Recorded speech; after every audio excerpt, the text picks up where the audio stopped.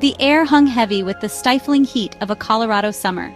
It was an ordinary day in a quiet suburban neighborhood, the kind of place where children played freely on sidewalks and neighbors exchanged friendly greetings.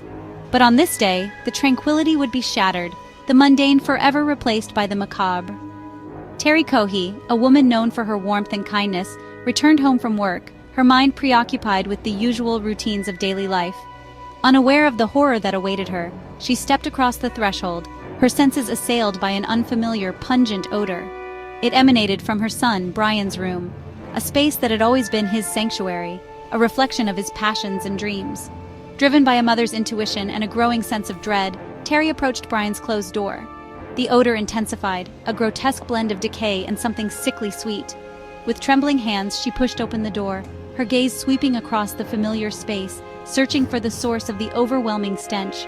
Her eyes fell upon a sight that would forever sear itself into her memory, a vision so horrific, so deeply unsettling, that it defied comprehension.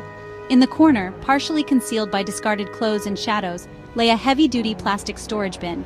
It was from this container that the odor emanated, a miasma of death that sent a chill down her spine. Overcome with a sense of foreboding, Terry cautiously approached the bin.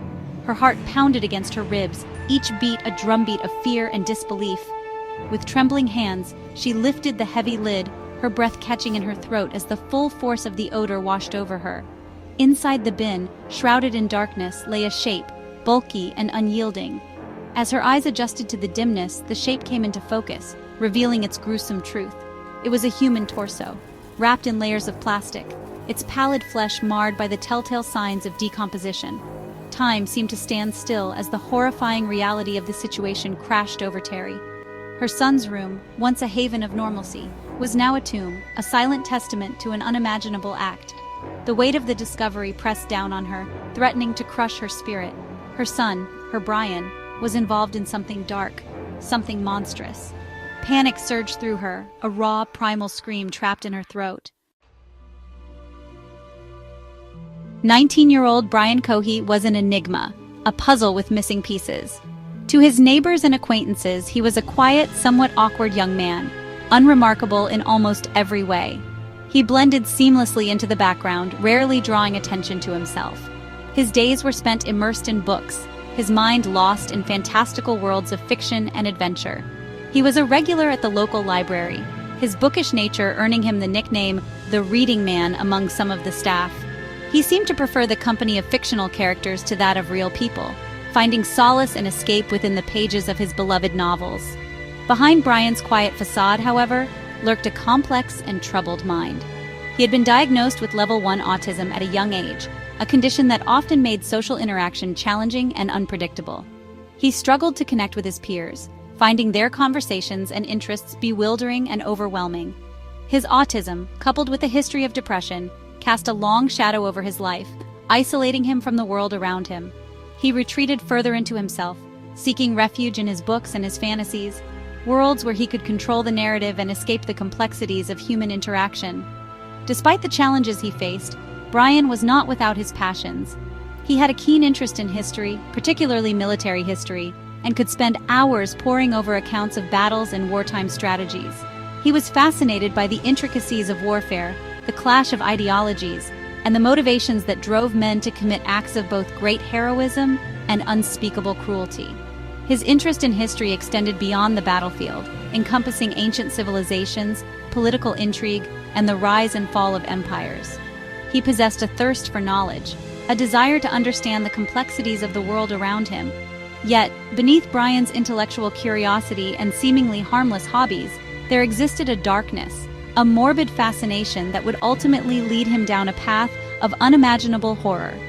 He devoured true crime novels and documentaries, his mind captivated by the psychology of killers, the meticulous planning, and the cold-blooded execution of their crimes. He studied serial killers like Ted Bundy and Jeffrey Dahmer, delving into their childhoods, their psyches, and the twisted logic that drove them to kill. What began as a morbid curiosity, a fascination with the macabre, would eventually morph into something far more sinister, a dangerous obsession that would have devastating consequences. The arrival of the police transformed the Cohee residence from a place of quiet despair into a scene of chaotic urgency. The flashing lights of patrol cars pierced the darkness, casting an eerie glow on the normally peaceful street. Neighbors, drawn by the commotion, peered from behind curtains, their faces etched with a mixture of curiosity and apprehension. The air crackled with tension as officers, their faces grim and determined, swarmed the property, their movements swift and practiced. The sanctity of the Cohee home had been irrevocably shattered, replaced by the cold, sterile reality of a crime scene. Inside the house, investigators worked with methodical precision, their every move documented, every piece of evidence carefully preserved. The bedroom, once Brian's personal sanctuary, was now a crime scene, its normalcy forever tainted by the gruesome discovery. The air, thick with the stench of decay, hung heavy in the room, a constant reminder of the horror that had unfolded within its walls. Photographers captured every detail, their flashes illuminating the macabre tableau, the plastic storage bin, the victim's remains, the everyday objects rendered sinister by their proximity to death.